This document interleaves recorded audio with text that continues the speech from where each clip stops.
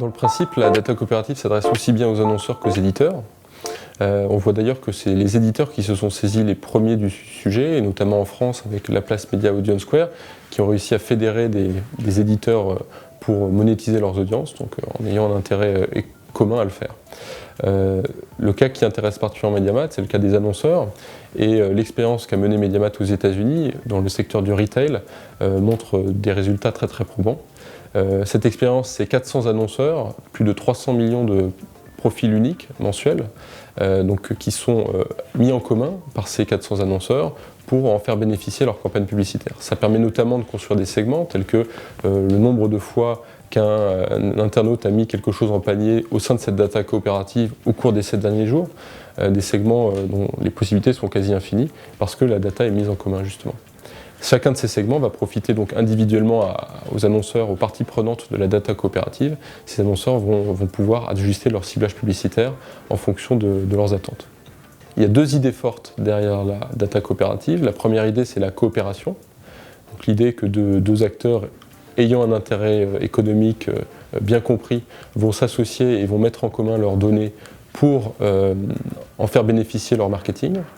La deuxième idée forte, c'est la technologie.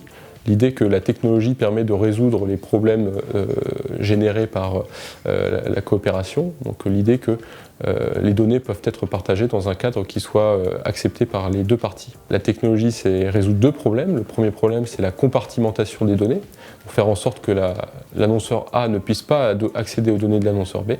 Le deuxième problème, c'est l'anonymisation de ces données.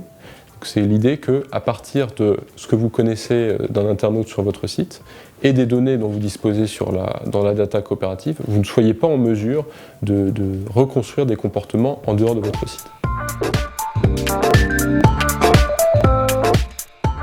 Le principal frein à la data coopérative, c'est la confiance. Donc l'expérience de Mediamat montre que la data coopérative n'est pas possible sans un tiers de confiance qui soit partagé par les acteurs en présence. Donc la confiance se matérialise dans la technologie, également contractuellement. Ce qu'on voit très clairement, c'est qu'il faut que les intérêts économiques de ce tiers de confiance soient alignés avec ceux des annonceurs. Donc ça veut dire le bon business model, la bonne façon de gagner de l'argent, et également des incentives qui soient correctement placés pour pas que l'initiative de data coopérative dérive et génère des problèmes pour les annonceurs en présence. Le second frein à la data coopérative, c'est à plus trait à la stratégie marketing des entreprises qui y participent. Donc, établir une data coopérative, c'est bien penser sa stratégie marketing en amont, de façon à connaître précisément son paysage concurrentiel. Certains de ces concurrents sont des concurrents avec qui on n'a pas envie de travailler, d'autres au contraire sont des partenaires potentiels, et donc on se trouve plutôt dans une position de coopétition que de concurrence frontale. Un exemple qui est un exemple du monde réel, quand vous regardez un centre commercial, vous voyez très clairement l'intérêt qu'a une marque comme Zara de se trouver à côté d'un magasin comme H&M. Pourquoi ? Parce qu'elle s'adresse aux mêmes clients et que ces clients achètent indifféremment dans l'un ou dans l'autre. Et donc, se placer côte à côte permet de profiter mutuellement d'un trafic commun. La data coopérative, c'est la même idée appliquée au digital. La première opportunité, c'est l'amélioration de l'expérience client. Et ça me semble être l'opportunité la plus importante aujourd'hui, à l'heure où on voit les adblocks monter à toute vitesse et une fatigue publicitaire générale se répandre sur le digital. Donc l'idée est d'améliorer l'expérience de ses clients, l'idée est de profiter de ce que d'autres annonceurs savent sur les clients pour en faire bénéficier ses propres clients.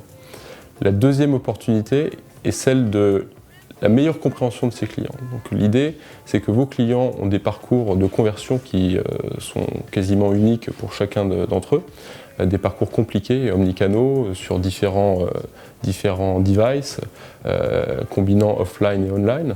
Donc cette complexité montre qu'il est très difficile pour un annonceur seul de comprendre exactement ce que signifient les points de contact qu'il a avec ses clients sur son site, sur son application mobile en magasin. Donc l'idée de coopération permet de surmonter cet obstacle et de profiter des connaissances clients de ses partenaires pour améliorer soi-même sa compréhension des parcours d'achat de ses clients.